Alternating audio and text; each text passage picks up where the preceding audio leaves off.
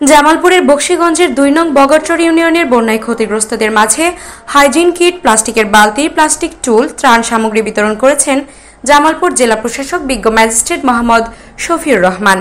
জামালপুর জেলা প্রতিনিধি রফিকুল ইসলাম জানান, সোমবার দুপুরে বন্যায় ক্ষতিগ্রস্ত বিভিন্ন এলাকা পরিদর্শন শেষে বগরচর ইউনিয়ন পরিষদের পানিবন্দী মানুষের মাঝে ত্রাণ বিতরণ করেন তিনি।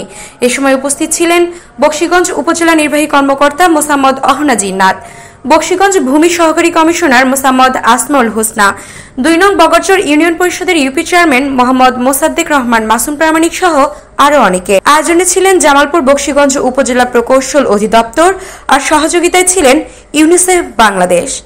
জেলা প্রশাসক বলেন, বন্যায় ক্ষতিগ্রস্তদের জন্য পর্যাপ্ত পরিমাণ খাবার মজুদ রয়েছে।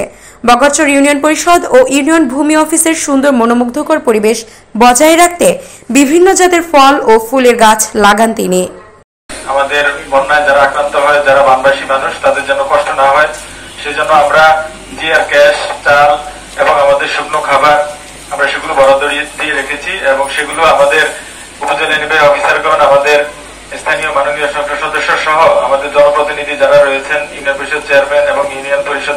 জামালপুর জেলা কিন্তু নদী বিধৌত জেলা। আমরা সবাই জানি যে আমাদের যমুনা এবং ব্রহ্মপুত্র নদীর কারণে প্রায় প্রতি বছরই এই বর্ষা মৌসুম আসলে যখন উজানের পানি আসে, অতিবৃষ্টি হয়, তখন কিন্তু মানুষের জমিনে বা কৃষি জমি এবং মানুষের বাড়ি ঘর দুয়ারে কিন্তু পানি উঠে যায়।